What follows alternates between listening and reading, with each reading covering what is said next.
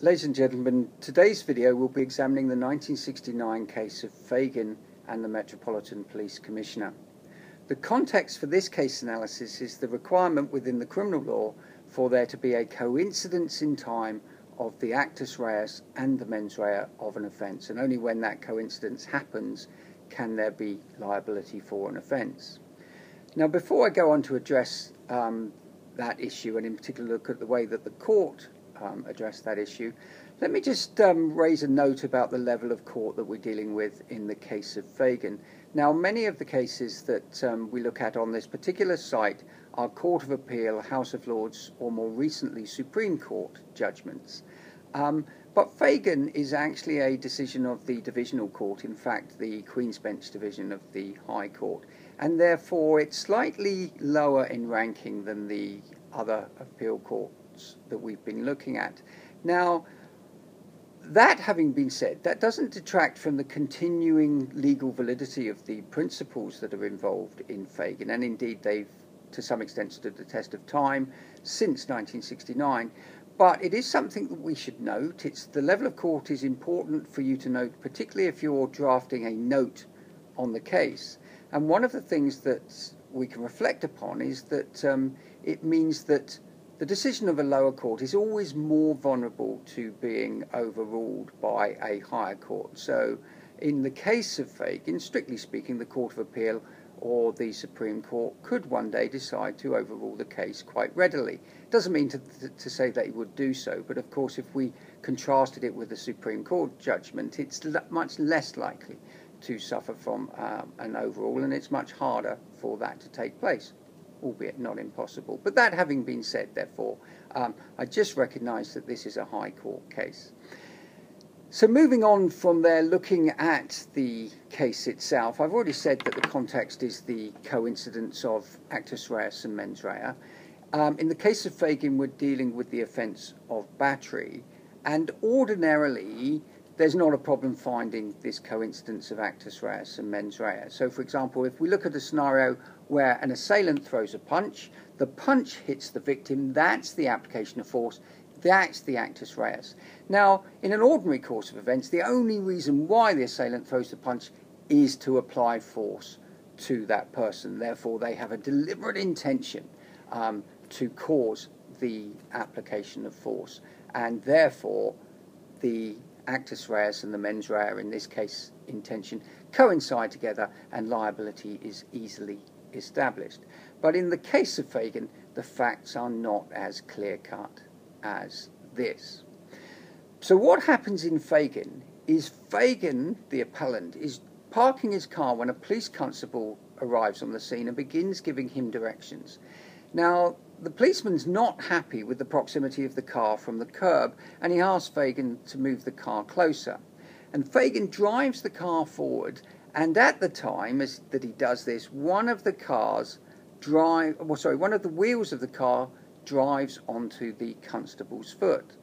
Now, at the time, the officer says, "Get off, you are on my foot," perhaps with a little bit more passion than I've read there. And the appellant then replies, "Fuck you, you can wait." The officer then repeats his plea for Fagan to get off, probably just as politely as the first time, to which Fagan then says, "Okay, man, okay." And the case report then says he slowly turned on the ignition of the vehicle and reversed it off the officer's foot.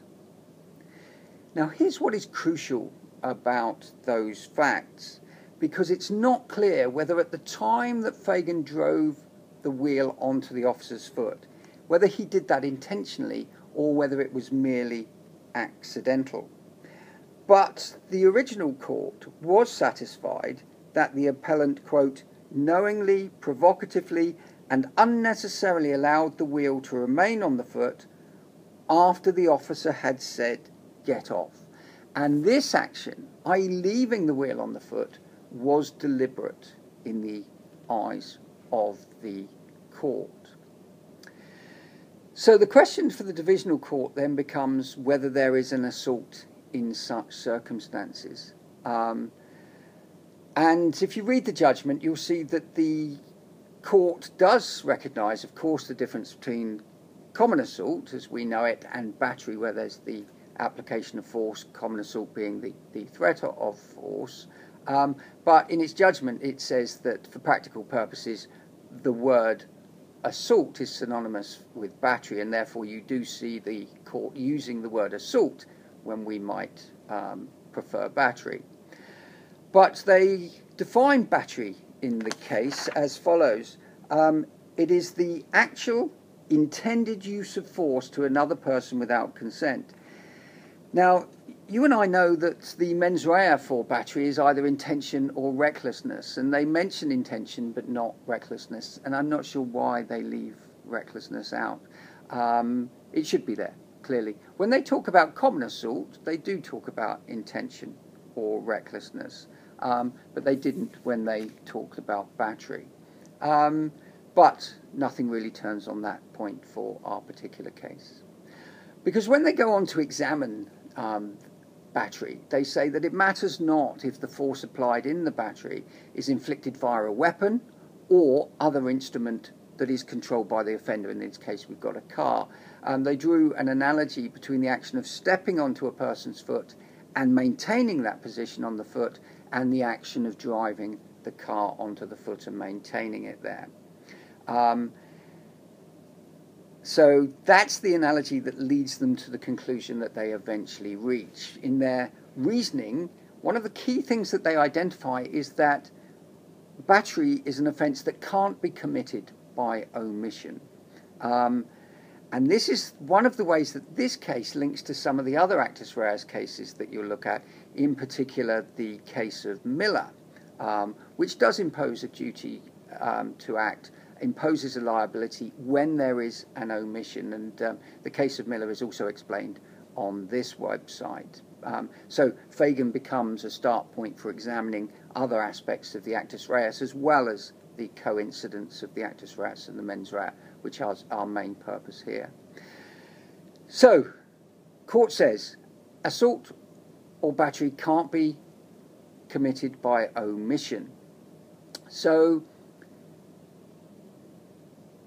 the crucial question then becomes for the court whether the relevant act in this case was over by the time the car was continued to rest on the foot.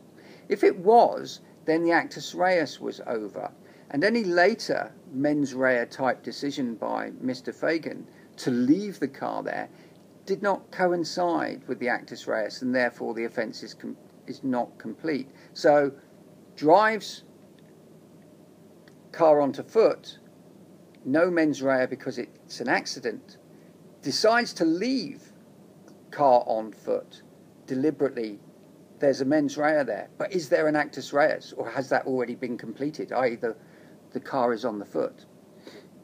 So if they decided that the actus reus was over, then of course there could be no liability.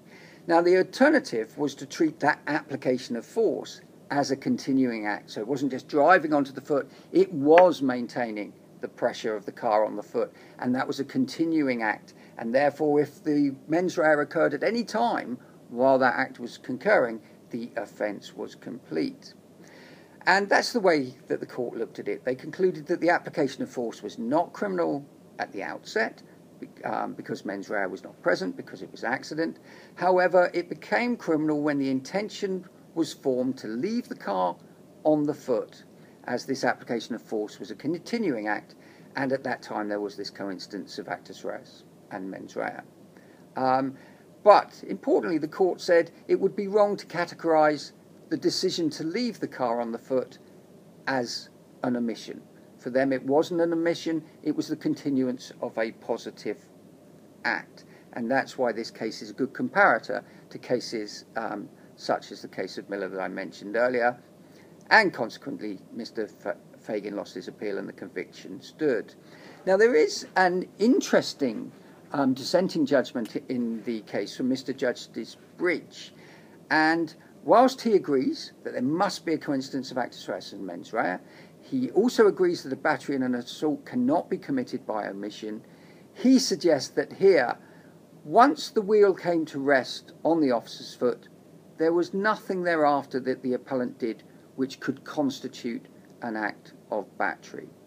In his eyes, what occurred here was an omission to move the car, and that omission was insufficient to found criminal liability. He thought the actus reus has already ended the time that the wheel had got onto the foot. So that is the Fagan case. In terms of a wider context, this then begs the question of when can a person be liable for an omission to act? And the answer to this could be said to be when they have a duty to act. And this is where examination of cases such as Miller will help for a wider understanding of the actus reus context. But for Fagan, since the court had stated that the offence of battery could not be committed by omission, they really had two choices. Either to decide to allow the appeal because the actus reus was complete and there was no coincidence, or find some other device in order to connect the actus reus with the mens rea. And that device that they came up was to treat the application of force as a continuing act, and therefore there was, in Fagan, the contemporaneous existence of an actus reus and a mens rea, and the offence was therefore complete.